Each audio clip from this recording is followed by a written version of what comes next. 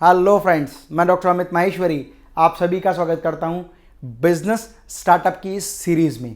Friends, first video में हमने बात की थी कि कंपनी के प्रकार क्या होते हैं और अब हम बात करेंगे कि कंपनी के प्रकार का निर्धारण करने के बाद आपको शुरुआत में कौन कौन से सर्टिफिकेशंस और कौन कौन से नंबर्स की रिक्वायरमेंट होती है।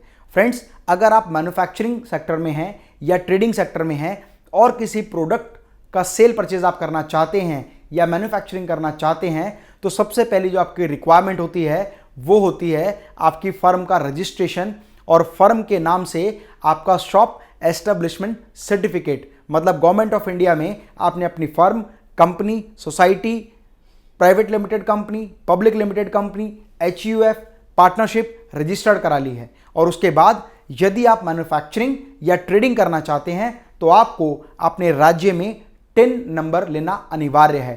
TIN, tin number stands for tax invoice number.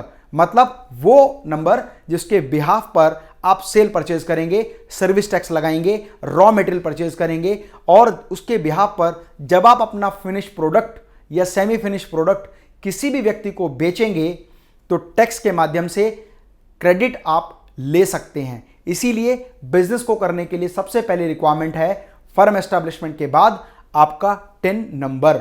और यदि आप सर्विस प्रोवाइडर बनना चाहते हैं तो सर्विस प्रोवाइडिंग इंडस्ट्री के लिए आपको सर्विस टैक्स नंबर लेना होगा।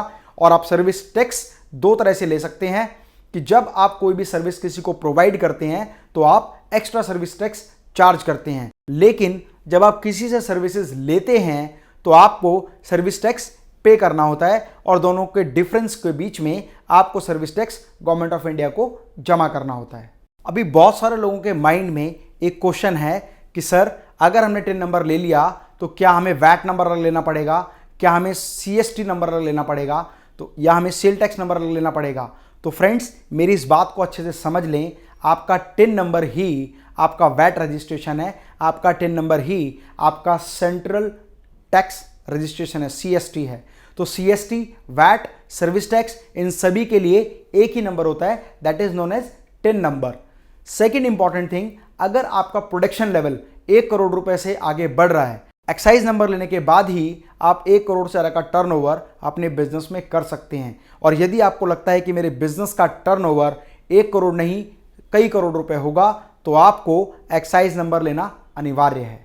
साथ ही साथ यदि आप विदेश व्यापार करना चाहते हैं तो उसके लिए सबसे अनिवार्य जो चीज़ है वो है आपका इंपोर्ट एक्सपोर्ट कोड IEC, जिसको हम इंपोर्ट एक्सपोर्ट लाइसेंस के नाम से भी जानते हैं। DGFT की साइट पर इसकी सारी इंफॉर्मेशन दी हुई है और आप कंसल्टेंट्स के माध्यम से भी अपनी company, firm, society, organisation, partnership, private limited company के लिए आराम से IEC कोड ले सकते हैं।